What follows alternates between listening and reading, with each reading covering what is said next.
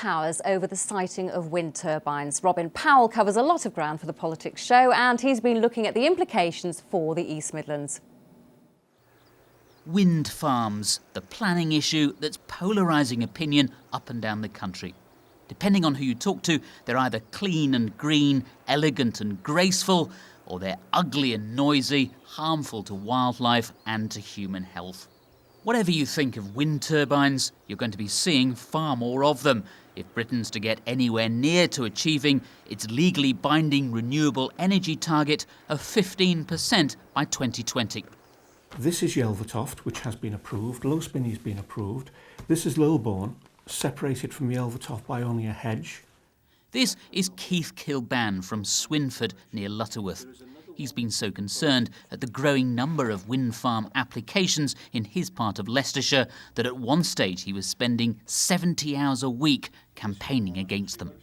I'm aware at the moment of not less than 22 proposed sites within an 11-mile radius of a little village called Lubbenham, which is halfway between Lutterworth and Market Harborough.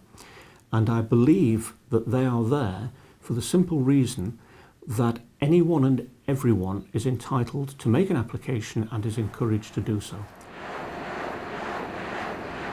Keith's main objection to wind turbines is the noise they produce. He believes that even if you can't actually hear them, the subsonic noise emitted by turbines can keep you awake at night and harm your health. In July last year, Jane and Julian Davis from Spalding in Lincolnshire told the Politics show they were losing so much sleep after a turbine was erected next to their home that they were forced to move out. A year and a half later, they're still in rented accommodation with a court case pending. Mr. Chris Heaton-Harris. For Daventry MP Chris Heaton-Harris, it's the visual impact of turbines that so concerns him. In my constituency, the usual height of a turbine applied for is 126.5 metres high. Shocking.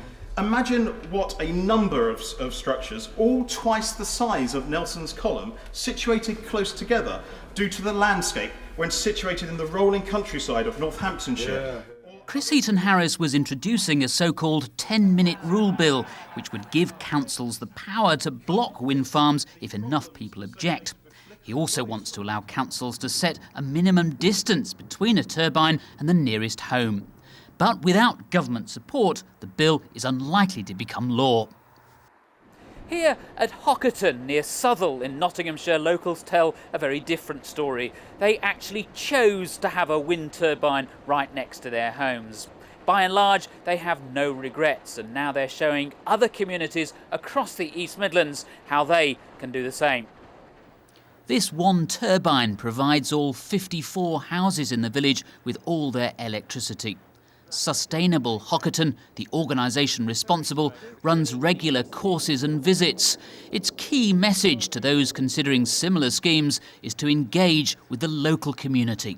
People are concerned about the noise, they're concerned about the flicker, and there's concern about the impact on wildlife, so bats and birds. But let's look at the real evidence of what those risks are and the benefits of renewable energy.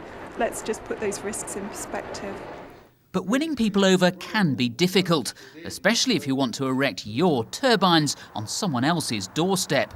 The University of Nottingham hopes to install 3 of them, almost 2.5 miles from its campus. The problem with including the wind turbines on our main University Park campus is the proximity of buildings, and there are a number of restrictions on where we can put them. But also we have to have quite considerable separation between turbines because of the aerodynamic wind flow. I completely understand some people don't like the look of turbines. I personally think they're aesthetically quite pleasing. Noise is a concern people raise, and we need to try and reassure people that modern turbines make very little noise and that actually it is almost certainly going to be below the background noise level in the area. As for health concerns, Geoffrey Corrigan says locals needn't worry. His company is about to erect 4 wind turbines near Ashby Magna in Leicestershire. The scheme was approved after a public inquiry.